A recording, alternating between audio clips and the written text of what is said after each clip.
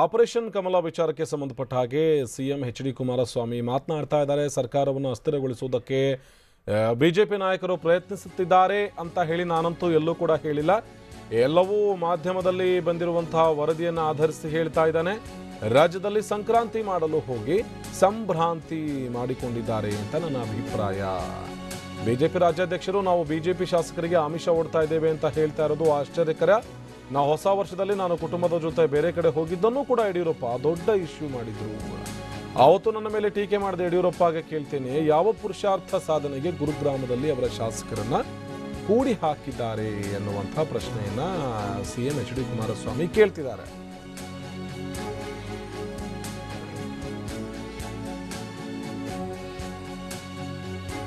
ಇನ್ನು ಹೋಟೆಲ್ನಲ್ಲಿ ಕೂತು ಬಿಜೆಪಿ ಶಾಸಕರು ಬರ ವೀಕ್ಷಣೆಯನ್ನ ಮಾಡ್ತಿದ್ದಾರಾ? ರಾಜ್ಯದಲ್ಲಿ ಬರ ಇದೆ, ಆದರೆ ಸಿಎಂ ಮಾತ್ರ ವಿದೇಶ ಪ್ರವಾಸ ಹೋಗ್ತಾ ಇದ್ದಾರೆ ಎನ್ನುವಂತ ವಿಚಾರವನ್ನ ಯಡಿಯೂರಪ್ಪ ಹೇಳ್ತಾ ಇದ್ರು. ಜೊತೆಗೆ ಅದನ್ನೇ ದೊಡ್ಡ ಇಶ್ಯೂ ಕೂಡ ಮಾಡಿದ್ರು. ಈಗ ಬಿಜೆಪಿ ಶಾಸಕರು ಗುರುಗ್ರಾಮದ ಹೋಟೆಲ್ನಲ್ಲಿ ಕೂತು ಬರ ವೀಕ್ಷಣೆ ಮಾಡ್ತಾ ಇದ್ದಾರಾ? 2 ದಿನ ಹೊರಗೆ ಹೋಗಿದ್ದಕ್ಕೆ ಚಾರ್ಜ್ ಮಾಡಿದ ಯಡಿಯೂರಪ್ಪ ಈಗ ಇದಕ್ಕೇನು ಹೇಳ್ತಾರೆ? ಅವರ ಅಲ್ಲಿನ ಖರ್ಚು ವೆಚ್ಚದ ಬಗ್ಗೆ ನಾನು ಹೇಳೋದಿಲ್ಲ. ನಿಮ್ಮ 100 ಶಾಸಕರನ್ನ ದಿಗ್ಬಂಧನ ಹಾಕಿ ಹೋಟೆಲ್ನಲ್ಲಿ ಕೂಡು ಹಾಕಿದ್ದೀರಿ. ನಾವು ಹಾಗೇನು ಮಾಡಿಲ್ಲ, ನಮ್ಮ ಶಾಸಕರನ್ನ ಫ್ರೀ ಆಗಿ ಬಿಟ್ಟಿದ್ದೇವೆ. ನಿಮ್ಮ ಹಾಗೆ ನಾವು ಶಾಸಕರನ್ನ ಕೂಡಿ ಹಾಕೊಂಡಿದ್ರೆ ವಿಧಾನಸೌಧದಲ್ಲಿ ಸಿಎಂ ಕುಮಾರಸ್ವಾಮಿ ಪ್ರಶ್ನೆಗಳ ಮೇಲೆ ಪ್ರಶ್ನೆಯನ್ನ ಕೇಳ್ತಾ ಇದ್ದಾರೆ ಯಡಿಯೂರಪ್ಪ ಅವರಿಗೆ. ಆಪರೇಷನ್ ಕಮಲ ಮಾಡಿದ್ದಾರೆ ಬಿಜೆಪಿ ನಾಯಕರು ಅಂತ ನಾನು ಎಲ್ಲೂ ಕೂಡ ಹೇಳಿಲ್ಲ, ಅಥವಾ ಆಪರೇಷನ್ ಕಮಲ ಮಾಡೋದಕ್ಕೆ ಇವರು ಕೈ ಹಾಕಿದ್ದಾರೆ ಅಂತಲೂ ಕೂಡ ನಾನು ಹೇಳಿಲ್ಲ. ಯಾವಾಗ ಮಾಧ್ಯಮಗಳಲ್ಲಿ ವರದಿ ಪ್ರಸಾರ ಆಗಿದೆಯೋ ಆ ವರದಿಯನ್ನು ಆಧರಿಸಿ ನಾನು ಮಾತನಾಡ್ತಾ ಇದ್ದೇನೆ. ಕುಟುಂಬ ಸಮೇತ 1-2 ದಿವಸಗಳ ಕಾಲ ನಾನು ಹೊರಗಡೆ ಹೋದಂಥ ಸಂದರ್ಭದಲ್ಲಿ ಟೀಕೆ ಮಾಡಿದ್ರು ಯಡಿಯೂರಪ್ಪ. ಈಗೇನು ಹೇಳ್ತಾರೆ ಅಂತ. ಸರ್ಕಾರವನ್ನ ಅಸ್ಥಿರಗೊಳಿಸಲಿಕ್ಕೆ ಪ್ರಯತ್ನ ಪಡ್ತಾ ಇದ್ದಾರೆ ಅಂತಕ್ಕಂಥದ್ದನ್ನ ನಾನಂತೂ ಎಲ್ಲೂ ಪ್ರಚಾರ ಮಾಡಿಲ್ಲ. ಸರ್ಕಾರವನ್ನ ಅಸ್ಥಿರಗೊಳಿಸಲಿಕ್ಕೆ ಪ್ರಯತ್ನ ಪಡ್ತಾ ಇದ್ದಾರೆ ಅಂತಕ್ಕಂಥದ್ದನ್ನ ನಾನಂತೂ ಎಲ್ಲೂ ಪ್ರಚಾರ ಮಾಡಿಲ್ಲ. ಸರ್ಕಾರವನ್ನ ಅಸ್ಥಿರಗೊಳಿಸಲಿಕ್ಕೆ ಪ್ರಯತ್ನ ಪಡ್ತಾ ಇದ್ದಾರೆ ಅಂತಕ್ಕಂಥದ್ದನ್ನ ನಾನಂತೂ ಎಲ್ಲೂ ಪ್ರಚಾರ ಮಾಡಿಲ್ಲ.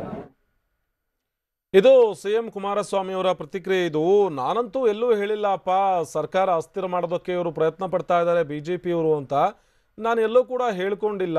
ಆದರೆ ಬಿಜೆಪಿ ನಾಯಕರು ನಾನು ಕುಟುಂಬ ಸಮೇತ ಹೋದಂಥ ಟೂರ್ನ ಬಗ್ಗೆ ಹೇಗೆ ಇಶ್ಯೂ ಮಾಡಿದ್ರು ಅಂಥದ್ದೇ ಒಂದಷ್ಟು ಪ್ರಶ್ನೆ ನಾನು ಕೇಳ್ತೇನೆ.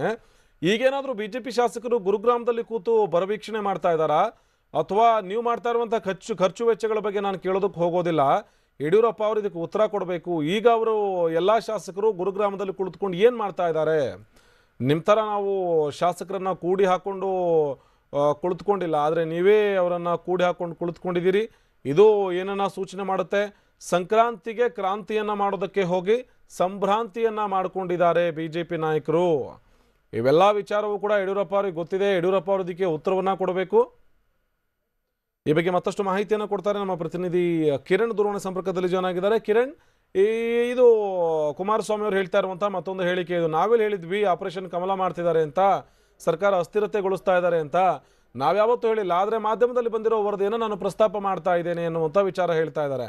ಯಾವ ರೀತಿಯಾದಂಥ ಲೆಕ್ಕಾಚಾರ ಇದು ಕಿರಣ್? ಆನಂದ್, ಈಗ ಮುಖ್ಯಮಂತ್ರಿಗಳಿಗೆ ಸರ್ಕಾರ ಸುಭದ್ರವಾಗಿದೆ ಅನ್ನುವಂತಹ ಸಂಪೂರ್ಣವಾದಂತಹ ವಿಶ್ವಾಸ ಮೂಡಿದೆ. ಆ ಕಾರಣಕ್ಕಾಗಿ ಈಗ ಮುಖ್ಯಮಂತ್ರಿಗಳು ತಾವು ಯಾವುದೇ ರೀತಿಯಲ್ಲೂ ಕೂಡ ಬಿಜೆಪಿಯವರನ್ನ ಹೆದರಿಸುವಂತಹ ಅಥವಾ ಬಿಜೆಪಿ ಶಾಸಕರನ್ನ ಸೆಳೆಯುವಂತಹ ಮಾತನ್ನ ತಾವು ಎಲ್ಲೂ ಹೇಳಿಲ್ಲ ಅನ್ನುವಂತಹ ಒಂದು ವಿಚಾರವನ್ನ ಈಗ ಪ್ರಸ್ತಾಪ ಮಾಡ್ತಾ ಇರುವಂತದ್ದು. ಇವತ್ತು ಬೆಳಗಿನ ವೇಳೆಗೆ ಮತ್ತು ನಿನ್ನೆ ರಾತ್ರಿಯಿಂದೀಚೆಗೆ ನಡೆದಂತಹ ಬೆಳವಣಿಗೆಗಳೆಲ್ಲದರಲ್ಲೂ ಕೂಡ ಮುಖ್ಯಮಂತ್ರಿಗಳಿಗೆ ಒಂದು ವಿಚಾರ ಸ್ಪಷ್ಟ ಆಗಿದೆ.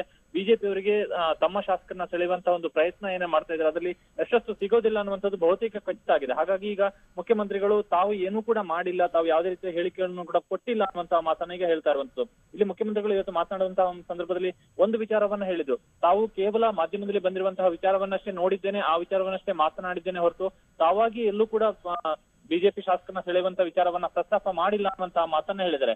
ಹಾಗಾಗಿ ಇಲ್ಲಿ ಮುಖ್ಯಮಂತ್ರಿಗಳು ಈ ಒಂದು ವಿಚಾರವನ್ನ ಹೇಳ್ತಾ ಇರುವಂತದ್ದು ಎಲ್ಲವೂ ಕೂಡ ಬಿಜೆಪಿ ತಾನೇ ಒಂದು ರೆಸಾರ್ಟ್ ನಲ್ಲಿ ಶಾಸಕರನ್ನ ಉಳಿಸಿಕೊಂಡಿರುವಂತದ್ದು ಮತ್ತು ತಮ್ಮ ಶಾಸಕರ ಮೇಲೆ ವಿಶ್ವಾಸ ಇಲ್ಲದಂತಹ ಕಾರಣದಾಗಿ ಬಿಜೆಪಿ ಶಾಸಕರು ರೆಸಾರ್ಟ್ ನಲ್ಲಿ ಉಳಿಯುವಂತಹ ಒಂದು ವಿಚಾರ ಇಲ್ಲಿ ಸಂದರ್ಭ ಸೃಷ್ಟಿ ಆಯ್ತು ಅನ್ನುವಂಥದ್ದನ್ನ ಹೇಳ್ತಾ ಇದ್ದಾರೆ. ಮತ್ತು ಇಲ್ಲಿ ಮುಖ್ಯಮಂತ್ರಿ ಕುಮಾರಸ್ವಾಮಿ ಹೇಳಿರುವಂತದ್ದು ಕಾಂಗ್ರೆಸ್ ಮತ್ತು ಜೆಡಿಎಸ್ ನಾಯಕರು ಬಿಜೆಪಿ ಶಾಸಕರಿಗೆ ಆಮಿಷವನ್ನ ಒಡ್ತಿದ್ದಾರೆ ಅನ್ನುವಂತಹ ಯಡಿಯೂರಪ್ಪನವರ ಹೇಳಿಕೆ ಏನಿದೆ ಅದು ನಮಗೆ ಆಶ್ಚರ್ಯವನ್ನ ತಂದೊಡ್ಡಿದೆ ಅನ್ನುವಂತಹ ಮಾತನ್ನು ಹೇಳಿದ್ದಾರೆ. ಮತ್ತು ರಾಜ್ಯದಲ್ಲಿ ಸಂಕ್ರಾಂತಿ ಮಾಡಲು ಹೋಗಿ ಸಂಭ್ರಾಂತಿಯನ್ನ ಮಾಡ್ಕೊಂಡಿದ್ದಾರೆ ಅನ್ನುವಂತ ಒಂದು ವ್ಯಂಗ್ಯದ ಮಾತನ್ನು ಕೂಡ ಇಲ್ಲಿ ಮುಖ್ಯಮಂತ್ರಿಗಳು ಹೇಳಿದ್ದಾರೆ. ಈ ಮೂಲಕ ಒಂದು ವಿಚಾರ ಸ್ಪಷ್ಟ ಆಗ್ತಿರುವಂತದ್ದು, ಮುಖ್ಯಮಂತ್ರಿಗಳಿಗೆ ಈಗ ಸಂಪೂರ್ಣವಾಗಿ ತಮ್ಮ ಸರ್ಕಾರ ಸುಭದ್ರವಾಗಿದೆ ಅನ್ನುವಂತಹ ವಿಶ್ವಾಸ ಉಂಟಾಗಿರುವಂತಹ ಹಿನ್ನೆಲೆಯಲ್ಲಿ ಈ ರೀತಿಯಾದಂತಹ ಹೇಳಿಕೆಗಳನ್ನ ಕೊಡ್ತಾ ಇದ್ದಾರೆ. ಆನಂದ್, ಧನ್ಯವಾದ ಕಿರಣ್ ಮಾಹಿತಿಗಾಗಿ. ಇನ್ನು ಕುಮಾರಸ್ವಾಮಿ ಏನು ಮಾತಾಡಿದ್ರು, CM ಯಾವ ವಿಚಾರವಾಗಿ ಪ್ರಸ್ತಾಪ ಮಾಡಿದ್ರು, BJP ವಿಚಾರವಾಗಿ ಏನು ಹೇಳಿದ್ರು ನೋಡೋಣ ಬನ್ನಿ. ಸಾಧನೆ ಮಾಡಲಿಕ್ಕೆ ಹೋಗಿ ಅವ್ರನ್ನೆಲ್ಲರನ್ನ 100 ಶಾಸಕರುಗಳನ್ನ BJP ಶಾಸಕರನ್ನ ತಗೊಂಡೋಗಿ ಕೂಡಾಕೊಂಡಿದ್ದಾರೆ. ಮಾಧ್ಯಮದವ್ರು ನೀವೇ ವಿಷಯಗಳನ್ನು ಬಿತ್ತರಿಸಿದ್ದೀರಿ. ಅದೇನೋ ಮೊಬೈಲ್ ಫೋನ್ಗಳನ್ನು ಕಿತ್ತಿಟ್ಕೊಂಡಿದ್ದಾರೆ. ಎಲ್ಲ ರೀತಿ ದಿಗ್ಬಂಧನವನ್ನ ಬಿಜೆಪಿಯ ಶಾಸಕರ ಮೇಲೆ ಏರಿದ್ದಾರೆ ಅಂತ ಹೇಳಿ ನಾವು ಚಾರ್ಜ್ ಮಾಡ್ತಾ ಇಲ್ಲ. ಇದನ್ನ ನೀವು ಆ ಮಾಹಿತಿಗಳನ್ನು ಕೊಡ್ತಾ ಇದ್ದೀರಿ.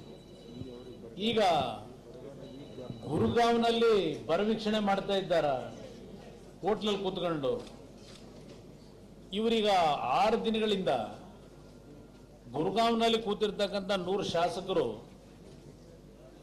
ಯಡಿಯೂರಪ್ಪನವ್ರ ನೇತೃತ್ವದಲ್ಲಿ ಈಗ ಕರ್ನಾಟಕದಲ್ಲಿ ಸಂಪೂರ್ಣವಾಗಿ ಬರ ಎಲ್ಲ ಇವತ್ತು ಹೋಗ್ಬಿಟ್ಟಿದೆಯಾ, ಜನ ಕಷ್ಟದಿಂದ ಇವತ್ತು ಸುಖದ ಕಡೆಗೆ ಬಂದಿದ್ದಾರ. ಒಂದು ವಾರದಿಂದ ನೀವು ಅಲ್ಲಿ ಕೂತಿದ್ದೀರಲ್ಲಪ್ಪ, ಈಗ ನಮಗೆ ಚಾರ್ಜ್ ಮಾಡೋರು. ನಾವೆಲ್ಲ 2 ದಿವಸ ಹೊರಗಡೆ ಹೋದ ತಕ್ಷಣಲೇ ಈಗ ಇದಕ್ಕೇನು ಹೇಳ್ತೀರಿ ಯಡಿಯೂರಪ್ಪನವ್ರೆ ನೀವು ಜನತೆ ಮುಂದೆ? ಇವತ್ತು ನಾವು ದುಡ್ಡು ಖರ್ಚು ಮಾಡೋದು ನೀವು ಏನ್ ಮಾಡ್ತಾ ಇದ್ದೀರಿ ಅದು ಯಾವುದನ್ನು ನಾನು ಹೇಳಲಿಕ್ಕೆ ಹೋಗೋದಿಲ್ಲ. ಇತ್ತೀಚಿನ ರಾಜಕಾರಣದಲ್ಲಿ ಒಂದು ಶಾಸಕರುಗಳನ್ನ ಒಟ್ಟಾಗಿ ಹಿಡಿದಿಡಬೇಕು ಅನ್ನೋದಕ್ಕೆ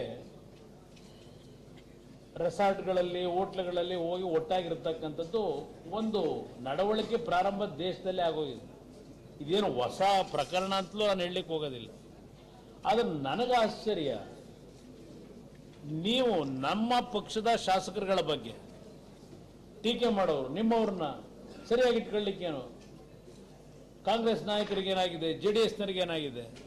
ನೀವು ಸರಿಯಾಗಿ ಅವ್ರನ್ನ ವಿಶ್ವಾಸಕ್ಕೆ ತೆಗೆದುಕೊಳ್ಳದೆ ನಮ್ಮ ಮೇಲೆ ಚಾರ್ಜ್ ಮಾಡ್ತೀರಾ ವಿನಾಕಾರಣ ಅಂತ ಏನು ಹೇಳ್ತೀರ ನೀವು? ಹಾಗಿದ್ರೆ ನಿಮ್ಮ 100 ಶಾಸಕರನ್ನ ಕರ್ಕೊಂಡೋಗಿ ಅಲ್ಲೆಲ್ಲ ದಿಗ್ಬಂಧನ ಹೋಟೆಲ್ ಕೂಡ ಹಾಕೊಂಡಿದ್ದೀರಲ್ಲ, ಹಾಗಿದ್ರೆ ನಿಮ್ಮ ಮತ್ತು ನಿಮ್ಮ ಶಾಸಕರ ನಡುವೆ ಇರತಕ್ಕಂಥ ಭಿನ್ನಾಭಿಪ್ರಾಯಗಳು ಮನಸ್ತಾಪಗಳು ಏನಿದೆ?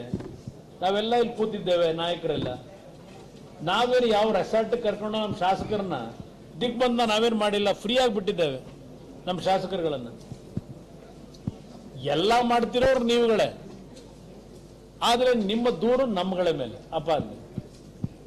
ಜನ ಇದನ್ನ ಅಷ್ಟು ಸುಲಭವಾಗಿ ನೀವು ಹೇಳ್ತಕ್ಕಂಥದ್ದನ್ನು ಎಲ್ಲದಕ್ಕೂ ತಲೆದೂಗ್ತಾರೆ ಅಂತಕ್ಕಂಥ ನಿಮ್ಮ ಭಾವನೆ ಇದ್ರೆ ಈ ನಾಡಿನ ಜನತೆ ಸರಿಯಾದ ಸಂದರ್ಭದಲ್ಲಿ ನಿಮ್ಮಗಳಿಗೆ ಬಿಜೆಪಿ ನಾಯಕರುಗಳಿಗೆ ಉತ್ತರ ಕೊಡ್ತಾರೆ ಅಂತಕ್ಕಂಥದ್ದು ನನ್ನ ಅಭಿಪ್ರಾಯ. ಸರ್ಕಾರವನ್ನ ಅಸ್ಥಿರಗೊಳಿಸಲಿಕ್ಕೆ ಪ್ರಯತ್ನ ಪಡ್ತಾ ಇದ್ದಾರೆ ಅಂತಕ್ಕಂಥದ್ದನ್ನ ನಾನಂತೂ ಎಲ್ಲೂ ಪ್ರಚಾರ ಮಾಡಿಲ್ಲ. 15ನೇ ತಾರೀಕು ಏನೋ ದೊಡ್ಡ ರಾಜ್ಯದಲ್ಲಿ ಸಂಕ್ರಾಂತಿ ಆಗ್ತದೆ ಅಂತಕ್ಕಂಥ ಸಂಕ್ರಾಂತಿ ಆಗುತ್ತೆ ಅಂತಕ್ಕಂಥ ಭಾವನೆಗಳನ್ನ ಮೂಡಿಸ್ತಕ್ಕಂಥದ್ದಕ್ಕೆ ತಮ್ಮಗಳನ್ನ ಕೆಲವು ವರ್ಗದವರು ಏನು ದುರುಪಯೋಗ ಪಡಿಸ್ಕೊಂಡಿದ್ದಾರೆ. ಸಂಕ್ರಾಂತಿಯನ್ನ ಮಾಡ್ಲಿಕ್ಕೆ ಹೋಗಿ ಸಂಭ್ರಾಂತಿಯನ್ನ ಮಾಡ್ಕೊಂಡ್ಬಿಟ್ಟಿದ್ದಾರೆ ಅನ್ನೋದು ನನ್ನ ಅಭಿಪ್ರಾಯ.